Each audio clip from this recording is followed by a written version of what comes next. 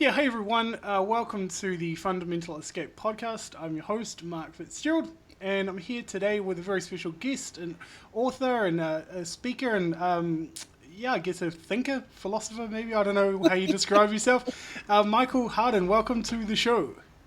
Nice to be with you, Mark.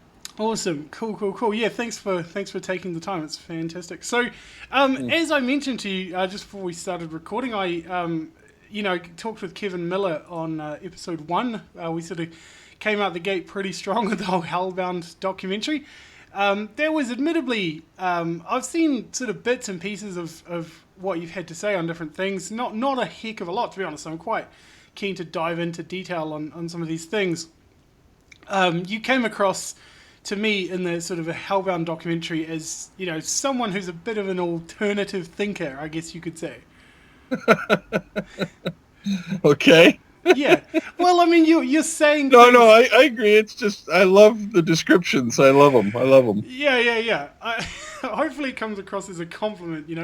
Yes, it does. Yes, it does. So, I would be keen, sort of, obviously, Kevin sort of did a thumbnail sketch of the whole, mimetic theory and stuff like that, but I don't want to dive straight into that. I guess what I'd be keen to ask, first of all, is, a little bit about, your background. I mean, I was going to say assume, but I don't really want to assume. Did you grow up in a sort of a religious environment, or what's the sort of background there? I grew up Roman Catholic in the San Francisco Bay Area back in pre-Vatican II Catholicism, but I had a very good church experience, and I grew up loving the Mass and loving catechism and loving the theological instruction I was given.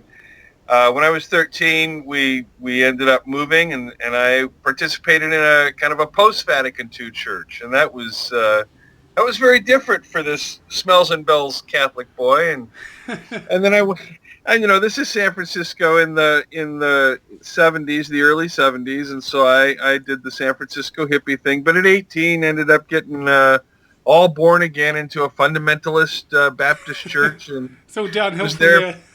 Yeah, was there for about a year, and then kind of went into house church, Jesus movement, house church ministry. We lived in Christian community for a while.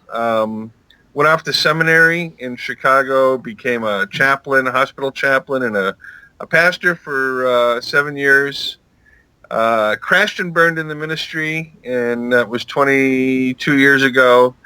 And it took about 7 or 8 years to kind of start putting my life back together in pieces, and another half dozen years to really get things going. And then Lori and I kind of found our place in the world, and we've been doing Preaching Peace now since 2002, so that's 14 years.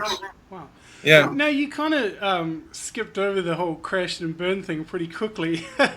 Yeah. I don't know how much you do or don't want to say. That's completely up to you, obviously. I've talked quite openly on my podcast about my experience. I was a sort of street preacher for a number of years, and very fundamental, and that's why the whole Hellbound episode was quite relevant to start episode 1 with, because it was such a huge part of my background and things like that. And I sort of had this process of mental health issues just breaking down, and just everything sort of crumbling to the ground, and not really knowing what the heck is going on. I essentially, to sum it up, for me, I went from being a person that was very sure of my faith and very sure of who I was, to just going, I don't have a clue what's going on anymore, basically. So are you able to maybe hit a few more highlights about the crash and burn thing? I don't know what you want to say. Well, yeah. For me, the crash and burn was largely psychological. In a way, I was never cut out to be a typical church pastor. I don't have it in me to people please. I don't have it in me to I'm not alone. to preach from my wallet, to make sure that my income stays intact. And so I did a lot of challenging of the institutional church, and I paid a price, and I ended up having midlife crisis and ministerial burnout hit at the same time when I was 34 or 35 years old. It was a disaster. Yeah. Wow. But fortunately, it happened young to me rather than old. So the last quarter century has been nice. Yeah, you're giving me hope, Michael, to be honest, because I'm around the same age. I'm 33 myself right now, so you're giving me a lot of hope right now, which is fantastic. I appreciate Oh, it. good. Yeah, Oh, yeah. it's It all works out, man. It all works out if you give it time. it gets better. It gets better. I hope so. Yeah. I hope so. I think, and I did want to sort of make the point of kind of the whole sort of crash and burn thing, because it's a huge topic for me. Obviously, when the sort of theological world, I guess your grounding gets pulled out from underneath you, you just really are shaken up, and you just have no idea. And I guess you strike me as a person that sort of does tend to ask questions and have a perspective that not many others do. Would that be kind of fair to assert? Yeah, I mean, it's probably not popular, which is fine. I don't know how unique my perspective is.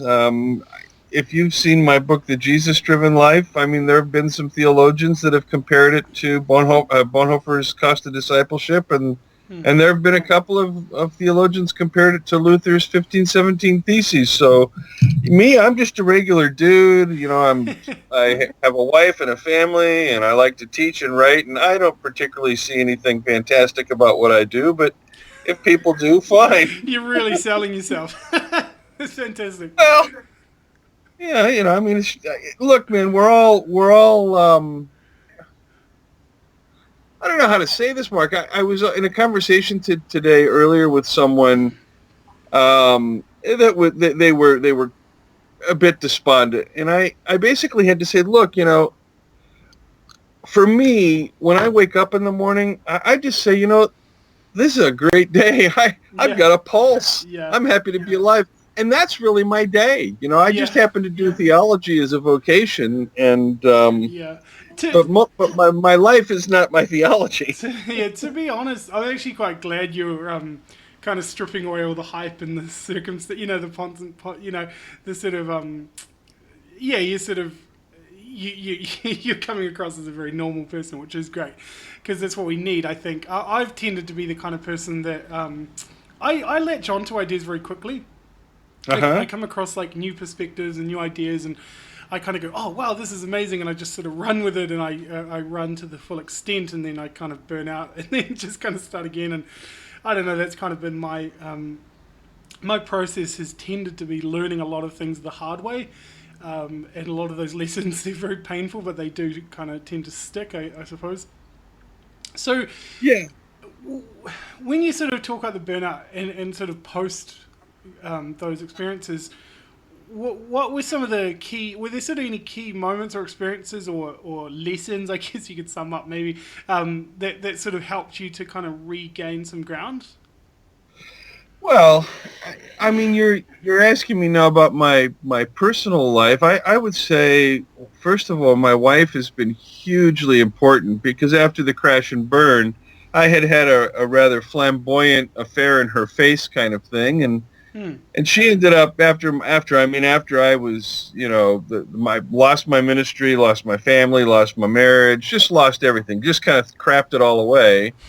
And Lori came back to me, and she said, Michael, she said, I've worked through a lot of this, and I'm going to tell you, I forgive you. And the hardest thing you're going to ever have to learn is how to forgive yourself. Yeah. Oh, and man. And so, we put our marriage back together. No, that's pretty significant. Not a lot of couples are able to do that, but she was a model for me. Yeah. She's been a real model for me of how to follow Jesus, and I really, so she's a big part of it. Another part of it has been the church, and I mean the church, literally. I mean, it was an Anglican priest that helped me, along with Lori, find my voice again back in 2000, and there's the Mennonite congregation that we've worshipped with for the last decade here in Lancaster. Yeah, they're a very troubled congregation in a lot of ways, but we have a good small base of support there that really loves the work we do and sees the benefits of it, and they've been a part of my healing process too. So it all works out. Yeah, it's amazing. I had the opportunity actually to interview Paul Young. You know, he wrote The Shack. Right. He was just amazing to connect with. He was incredible. One of the things he said was, I can't, maybe I'll butcher the quote, but he basically came out with this line where he says that there's no healing apart from community. I would agree with that. Yeah, and for me, that's challenging because I'm in the situation where and I've said this before, I never made, I mean, I grew up going to church all my life. I went to church every Sunday, that's what you did, and, you know, I always sort of wondered, I was like, what do people do on a Sunday if they don't go to church? And, you know, I sort of got to this point, and I'm, to be clear, you know, I'm not one of those people that walked away from the church angry, like, oh, if this or whatever. I didn't do that. I actually recorded a podcast with a friend the other day, and I said, it just stopped making sense to me, you know? I feel like I've gone to enough church services for 10 lifetimes, sort of a deal. And it's not that I just said, oh, you know, screw this, I'm done. I just was like, this isn't meaningful to me anymore. I can't do it. Yet I still find myself compelled with Jesus. I still find myself drawn to the divine. I guess you could say it like that. Sure. Sure. This conversation is going to be interesting, I can tell, because I just don't know. I guess, you know, you're further down the road than I am in your journey, and I appreciate being able to hear your thoughts. But when you go from that place of sort of absolute certainty to uncertainty, where do you kind of where do you begin? where do we even start to kind of piece it back together, if that's even possible? Oh, sure it is. It absolutely is. I mean, here's the thing is,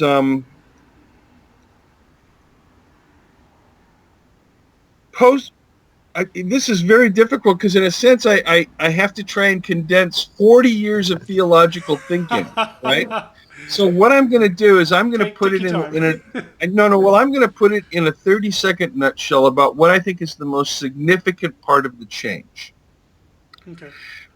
In this process of being deconstructed, as we're moving out of evangelicalism or any kind of basic Protestant tradition, the problem in that tradition, and it's the problem of Western Christianity, is that when we come into a local church and we've got the pastor preaching and the Bible studies and stuff, and we're given this set of beliefs. Yeah. And we're told, you know, this is who God is.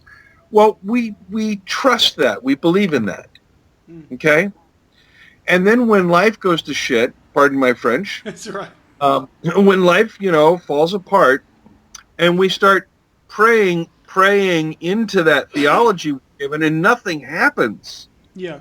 You know? And we go, where's God? And we get mad at God because we've been told that God's going to do this. Well, the problem is that at this point in evangelicalism, all we've done is manage to put our trust or faith in our theology. Yeah. Oh, I completely agree. We have not yet broken that down so that our trust and faith is in our Papa. And, you know, and so what happens is we trust in our theology, and when it doesn't work, well, we give it up. We say there's no God. Yeah, oh, absolutely. And it's funny, actually, just on the subject of my conversation with Paul Young again, he reminded me, he made this amazing analogy that just blew my mind, where I sort of reflected to him how, you know, I said, I look back at my time of sort of fundamentalism, and I'm like, my faith was more in having the answers than in anything else. And he said, he goes, yeah, a lot of this kind of desire and impulse towards fundamentalism, he goes, it's the same attraction that it's similar to the attraction of pornography. And I was like, what?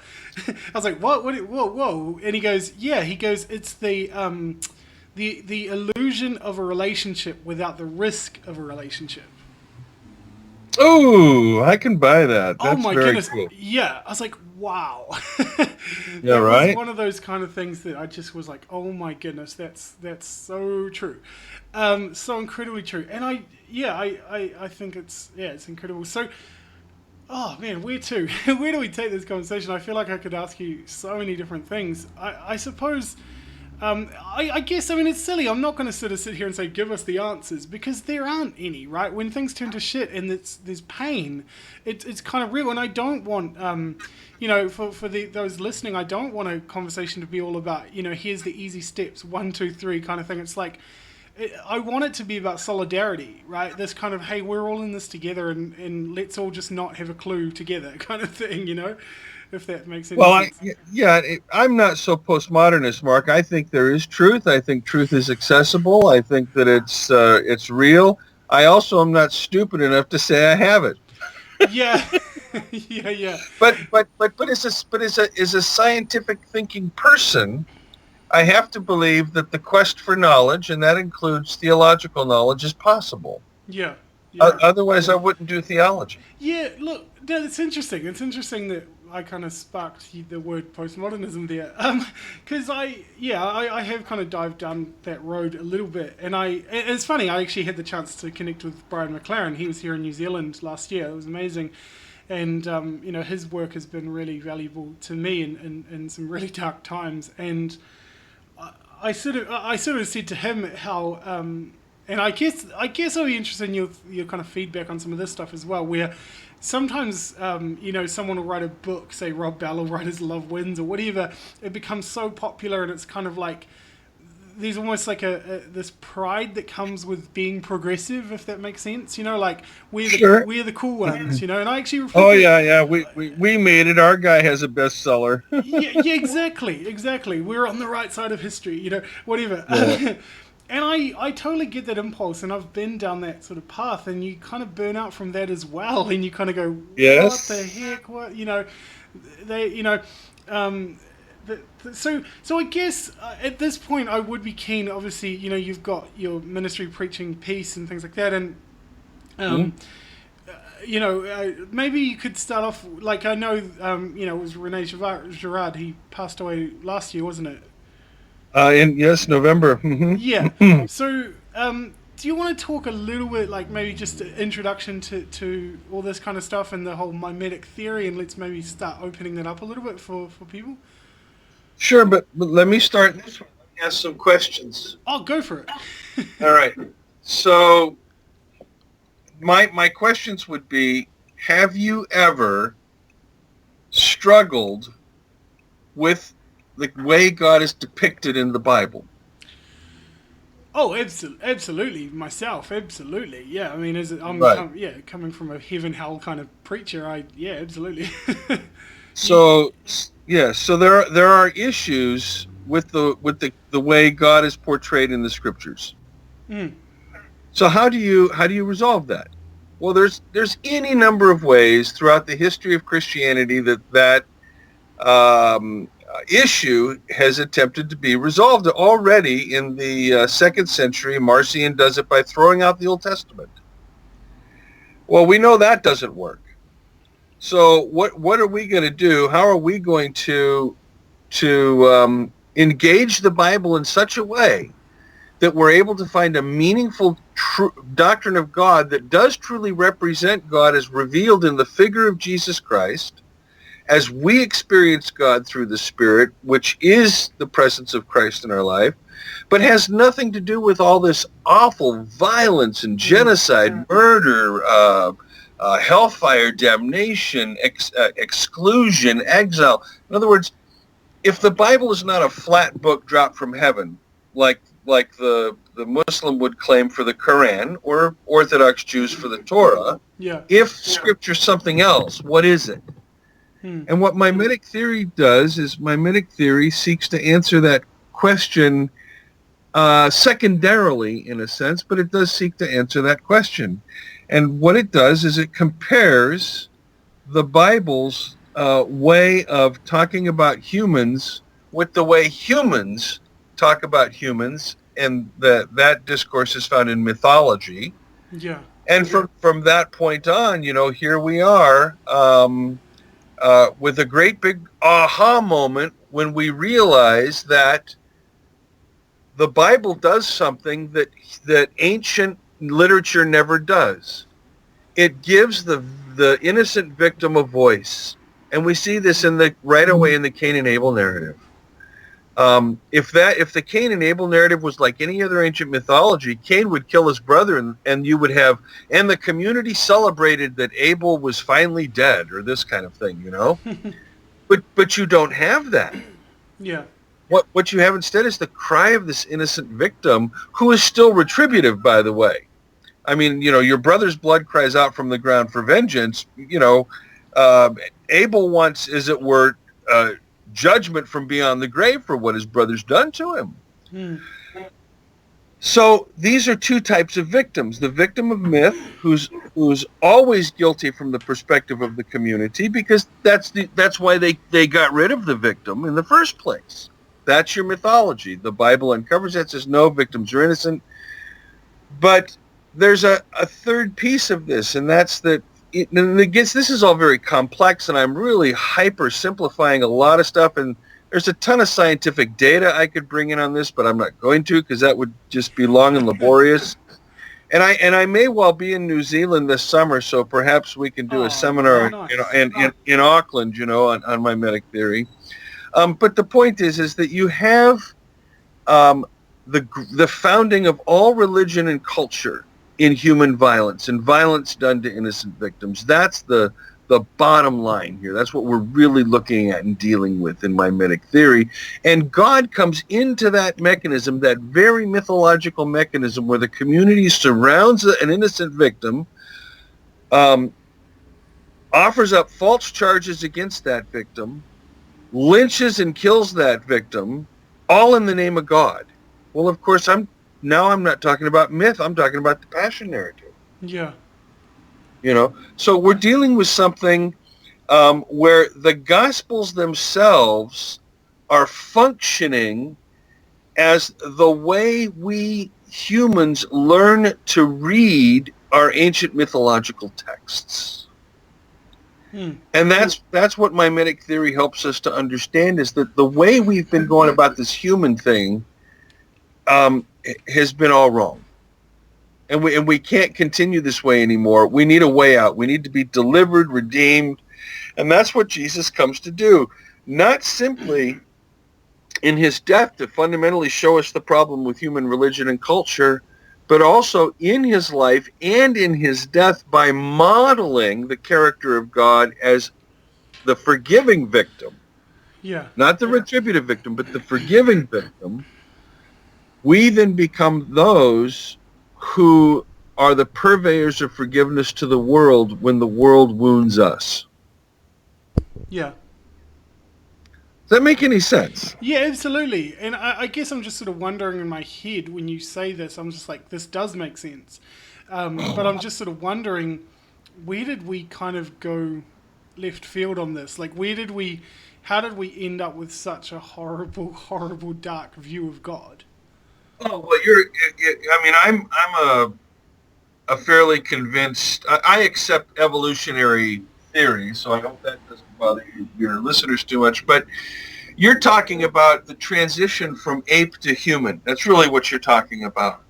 And what went wrong there? And I mean, the simplest way to put it is that in 1996, there was the discovery of mirror neurons in the brain.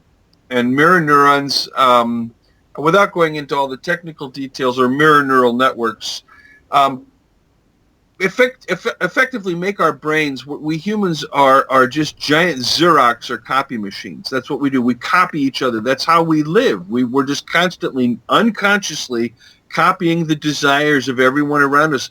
Humans are the only creatures that once their needs are met, have no idea what they want. And so we learn to desire by desiring what the other desires. Well, if you put two kids in a room full of toys, what happens? They fight. Yeah, you got a room full of toys. Why do they fight over one toy? Because because they're both wanting the same kind of thing, right? Yeah, but why? What happened in that room? What happened in that room that both children should fight over one toy? When they walk into that room, all toys have equal value. So when one person wants it, the other person sees that That's right. that they want That's it. right. Yeah. That's right. As soon as one child reaches for a toy, out of all the other toys in the room, that one becomes valuable. Hmm. And so the other child will reach for it as well, non-consciously. This is all non-consciously. And bada boom, bada bing. Next thing you know, kids are fighting and crying, and you've got to break it up. Yeah. Well, now take that exponentially with 7 billion people on the planet, and what are you going to end up with is the kind of crisis situation that we're in right now. Hmm. Yeah. Oh, yeah. Absolutely. Absolutely. So in other words, all human culture is dependent upon this mechanism of imitation. We are imitative creatures, and the way we learn to handle the conflicts that arise, because they do arise, because we're imitating each other's grasping motions or reaching motions or taking motions. Supplies are limited, so to speak. This toy, there's only one of them in the room, and I saw it first, and I wanted it, and I went for it, and you happened to grab it out of my hands, and that's not, So you take that, multiply it within a community of relationships, whether it's a family unit or a church or even a country, and you got rivalry out of control, and the group will implode from violence because when you have a community that's a mimetic rivalry like that, once somebody starts a fight, everybody's going to get into a fight. Everybody gets into a fight. Have you ever watched a mob form? Yeah. You all of a sudden you have this peaceful protest, and everybody's peacefully protesting, la la la. And all of a sudden, out of nowhere, the crowd turns violent. Yeah. How does that happen? Well, it's the first punch that's thrown that gets imitated by the person that's been punched. Second punch is thrown, bumps into somebody. Third punch is thrown, and it's like a virus. It just spreads instantly like wildfire. Well, we humans learn to over thousands, perhaps tens of thousands of years, we learn to deal with this because we were wiping ourselves out as little groups until we found a mechanism that allowed us to take all this pent-up hostility and aggression and put it onto a scapegoat. Yeah.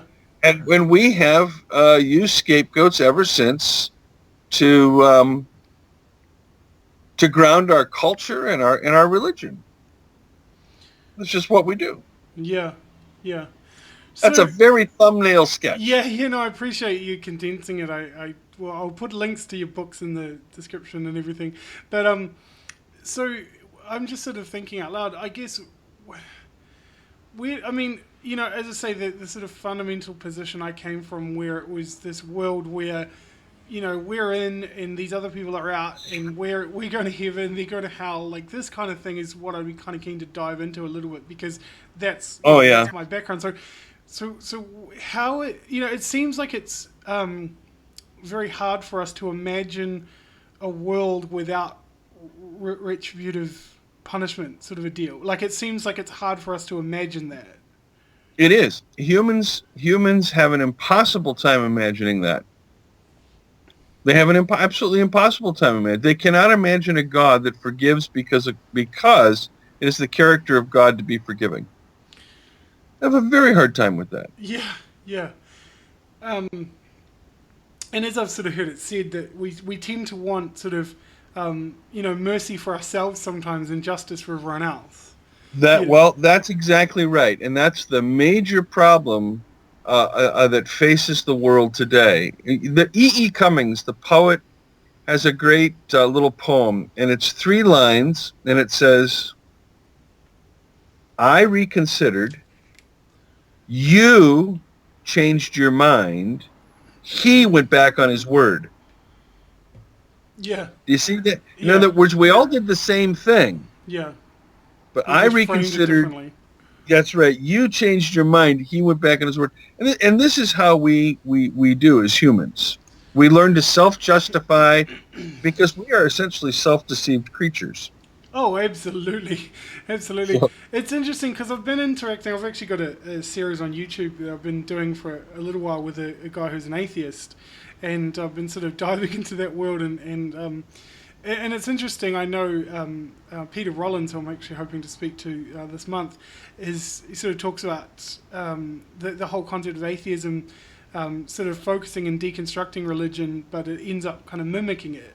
And I wonder. well, that's exactly what happens. That's exactly what happens again, because the atheist cannot help but the atheist comes into the conversation with the Christian fundamentalist and assumes that the Christian fundamentalist is reading the Bible correctly. Yeah. And so they argue against that fundamentalism. They argue against that view of the Bible. Yeah. And then they think they're done. Yeah, well, exactly. And they haven't done anything. Exactly. I actually had an atheist ask me recently. They said, do you believe the Bible?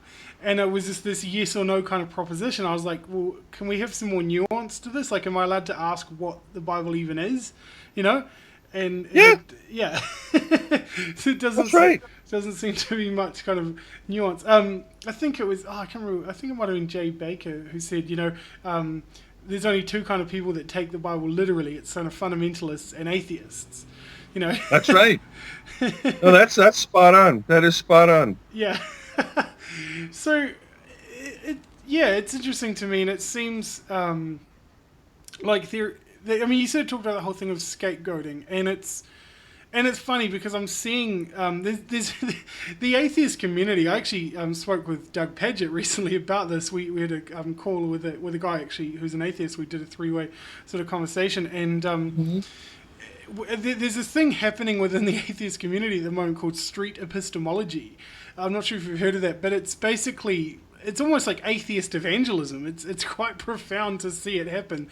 They're getting very evangelical, and it's so fascinating to me. And I sort of wonder, as you sort of alluded to, that we are such self-deceived creatures. They seem to be doing it out of very authentic motives, according to themselves. We're just trying to help people to be critical thinkers and things like that. And it's great, but I just wonder if there's something deeper going on. Like, why is there this impulse to do this? And I sort of wonder, like you use the analogy of the toys. I wonder if the atheist community almost looking at the something like prominence and popularity of religion in some respects and going, we want to be important too. Like, what's going on? I think there's something deeper going on. Well, there is that. I would say, I mean, the atheist community, in a sense, atheism is a proper reaction to the Janus-faced God of Western Christendom. Yeah, absolutely. I have no doubt about that. And there is a whole new discipline right now. It's fairly new, at least to my understanding, it's fairly new. And I've been around for 40 years, so I've not seen anything like this. That's called Christian atheism. You have actual Christian theologians doing Christian theology, but they're atheists. Yeah. It's remarkable. You stop, you go, you think about it for a second. I mean, that's absolutely remarkable. Yeah. That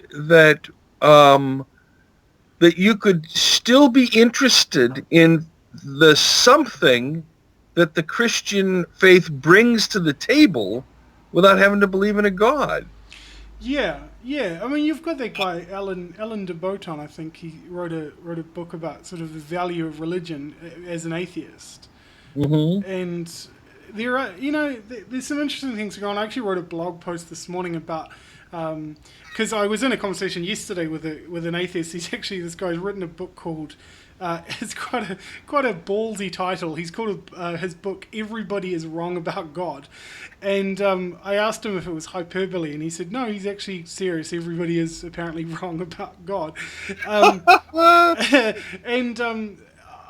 it's so interesting to me But I sort of was reflecting on, so he asked me, actually one of my friends kind of pulled me up about this, so he asked me in the conversation, what do you believe God to be, sort of a thing, and I was genuinely quite stumped. I was like, well, I really, at this point in my life, I don't even know how to answer that question, and I sort of wrote this blog about it, just kind of reflecting on this idea of mystery, and the fact that even if these atheists sort of switch off the God belief, or even if they never had the God belief, that there's still this fundamental sort of impulse within humanity for something more, for some mystery or something beyond. Nobody seems to really be living by these atheistic principles, if that makes sense. Like, nobody seems to be really living like, this is all we have, and this is just, everything's material and natural, and we just get one shot. Like, everybody seems to be this kind of, on this path of, like, there's something more going on. I don't know what you think. Well, I'm not going to disagree with that. I think fundamentally everybody wants to believe that there's more to life than what they're living. Yeah. And in particular, in our postmodern world, that is, in a sense, it's almost apocalyptic. I mean, it's just like you're waiting for the next shoe to drop, the next economy to collapse, the next war to break out, the next disease vector to spread. I mean, we live in a world where when something bad happens, it shakes the whole planet now, because we're also interconnected. And atheism is a proper response to kind of this pseudo escape theology of the fundamentalists and the rapture crap. Just waiting to get out of here.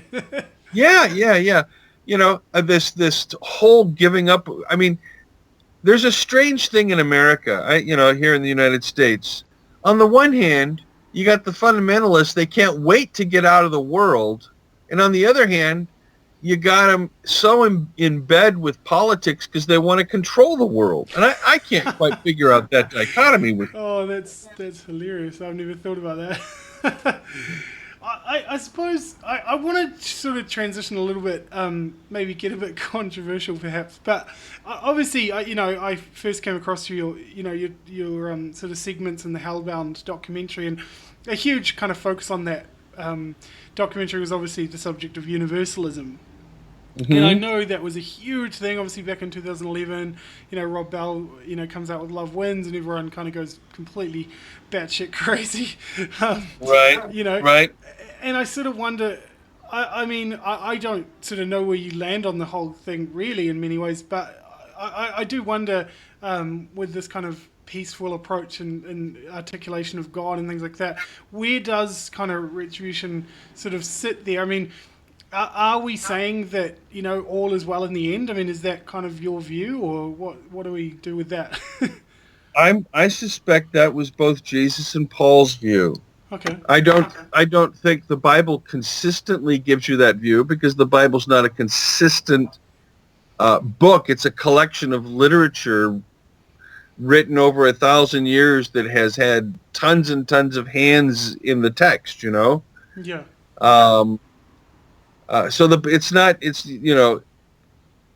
Is universalism biblical? Well, yeah, it's biblical. Is hell biblical? Yeah, hell's biblical. Is purgatory biblical? Yeah, purgatory. No, I mean, it's all biblical. You can pull verses out and make anything you want out of the Bible. It's a great big book. So what do we? The question is, what's the trajectory of Scripture? And I think you see the trajectory of Scripture moving away from this retributive view of the end time, where God's going to set up a courtroom, and boy, if you were bad, the trapdoor opens, you drop straight down to hell, and other. Okay, I'll preach that. Yeah, right. And what you have is this trajectory of hope, of forgiveness, of mercy, that's not just extended to you or me, that's not dependent upon whether I receive it or don't receive it. It's not dependent upon anything. It's a gift from God. Yeah. And that's the powerful gospel that's finally, in a sense, breaking free in the 21st century, even more than it did in the 16th century. We are literally experiencing a reformation of the Reformation today in Christianity. I sort of wonder because I want to I want to play devil's advocate, I suppose you could say. Oh, Little bit. absolutely. I sort of wonder because my background, like in my career, is sales, so I understand the principles of sales and how to kind of hook people into a product and get them across the line and things like that. And I know that a huge kind of premise of sales is the idea of scarcity, right? When something is there's not much of it, it becomes more valuable because it's a precious sort of commodity. And I do wonder if we kind of go down this path of, hey, all is well and everyone's going to be okay and it's peace for all and things like that. I mean, doesn't that sort of diminish the value a little bit? Yeah, it diminishes the value of that view of religion, which is fine. Yeah, fair enough. That's fine. That's great. That view is the problem. Yeah. That view ties God into what we call an economy of exchange. God is kind of legally obligated to follow the law, so to speak. It's not healthy at all. Okay. So where do we kind of deconstruct that? What's the alternative to that view? The alternative to that view can be found in Galatians, Romans, Ephesians, Corinthians, the Gospel of John, the Gospel of Luke, the Gospel of Mark, Philippians. I mean, there's your alternative right there. It's but I've just kind of cheated. Yeah, I was going to say, for those who haven't read the Bible, because I think people who, people who, listen to the show don't necessarily, pick up their Bible every day. Right. Nor do I, admittedly. But I sort of wonder... Well, let me do this, Mark. Okay. Everybody knows the Apostle Paul, right? Yeah. When Christianity, says, Paul is kind of this archetypal convert, and he had this incredible zeal for Jesus, and he went and did missionary work for Jesus, and was telling people about Jesus and saving souls. And the evangelicals get real big on Paul's conversion, right? Yeah. But what they fail to recognize is that the conversion process that Paul undergoes has absolutely nothing to do with religion. It has everything to do with violence. Paul is not asked on the Damascus Road, "Will you accept me as your Lord and Savior?"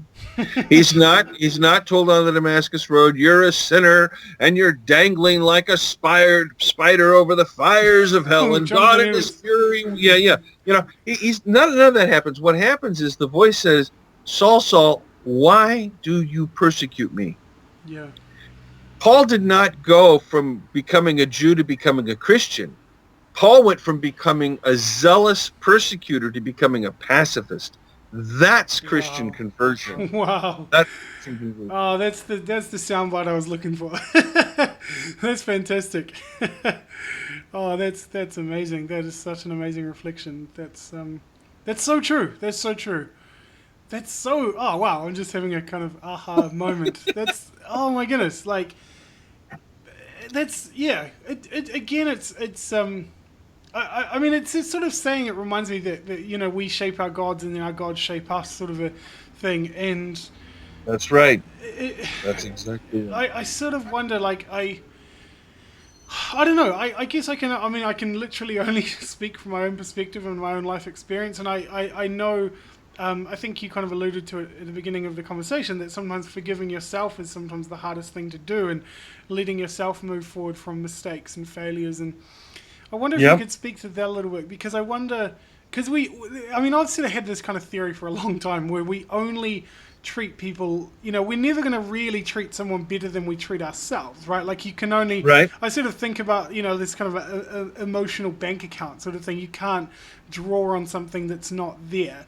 And that's right. You can only give what you have. And I sort of wonder if a lot of this comes down to some self-reflection and some self-analysis of I guess self-forgiveness, I suppose. Where do we begin there if we can? Oh, for me personally, there are fewer things more important than being able to look at myself in the mirror and say, "Michael, I forgive you." Yeah. I'm serious. Literally talking to myself, that self-talk. I know I'm forgiven by the Lord. I have no doubt. There's nothing I can do that's going to change Papa's mind to me. I'm just loved. Bang. Yeah.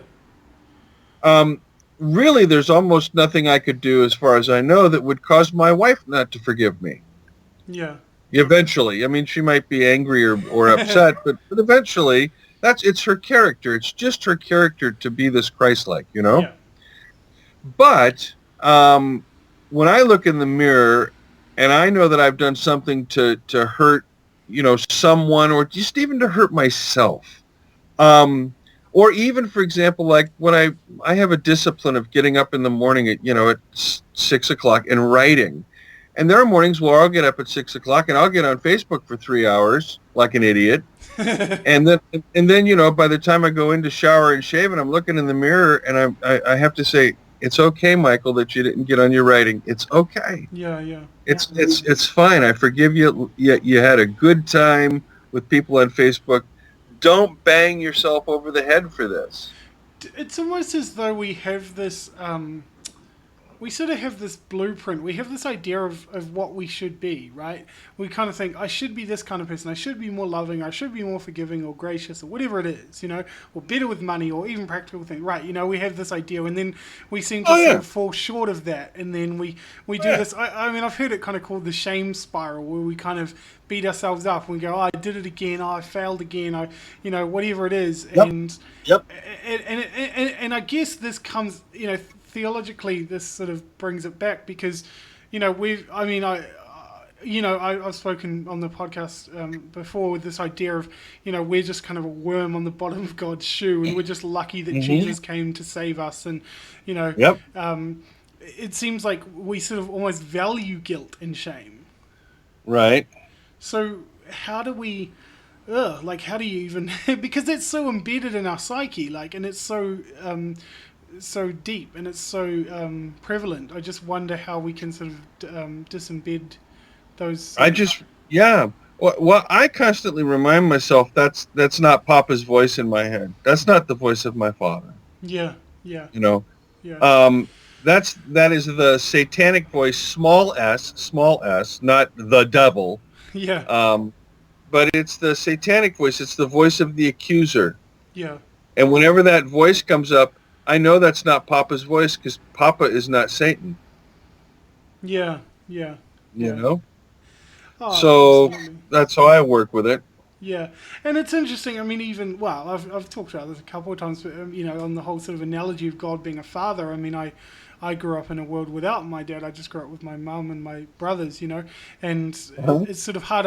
It's funny actually. I sort of went through my life thinking, yeah, this is just normal. It's all I know. I don't really feel like I missed out on anything. It's just the reality of my life. And I reflected this to a pastor of one of the churches I was at actually, and I said, I don't really feel like I've missed out on anything growing up. This is just all I've sort of known. And he said this thing to me that just kind of broke me wide open. He just said, you have missed out on a lot. You just don't know what you've missed out on. And I was just like, oh crap. Oops. So, yeah, and it's just this real significant moment where you just go, I am undone, right? I'm a mess and I have no idea. And I guess just in winding down, I just wonder pragmatically if there's sort of any reflections. How do we become more? And I guess I don't want to be just asking for answers. Give us the answer. But I mean, where do we sort of begin when it comes to sort of starting to have a better view of ourselves? I kind of want this to be, whether we're theist or atheist or whoever we are, how do we sort of begin to sort of, to see ourselves in a better light? When Christians do anthropology, the first thing they reckon with is that the Father looks at this figure, Jesus of Nazareth, and says, "This is my beloved Son." That is, the Logos becomes flesh. Jesus of Nazareth is this figure who lives life, however he's living it, whatever it is about him that's significant. He lives life, and it works. It's beautiful. And the Father says, that's my Son. That's who I am. And when he raises Jesus from the dead, he sits him at the right hand and he says, I'm going to give you my name, YHWH, the unpronounceable name. We sing the name above all names, Jesus, name above all names, you know. But it's the Father saying that reality with a capital R is now to start with a capital J. Yeah. You know, and to be human is to be in Christ. Well, God has included the whole species in Christ. And so we have to learn to look at ourselves the way that our Heavenly Father views us. And that's with a tremendous amount of mercy and grace and compassion and generosity, hospitality, forgiveness, nurture, care. We are told to treat our neighbors as we treat ourselves, but if we treat ourselves like shit, little wonder we treat our neighbors that way. Yeah. Oh, absolutely. I mean, I've sort of heard that reflected when people say, you know, there's people that you wouldn't want them to love you like they love themselves because they hate themselves, you know? Yeah, that's exactly right. Yeah. So I think it's probably a good place just to wrap up. I don't know if you had any sort of closing thoughts or anything like that, but thanks so much for your time. It's been amazing. Well, I would just say to anybody, life is a journey.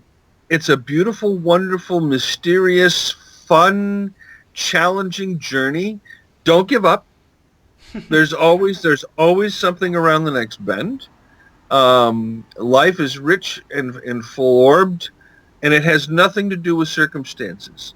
Circumstances are not an indicator of divine blessing or disfavor. It's just life. Yeah. You know? Now, are you in Auckland? I am.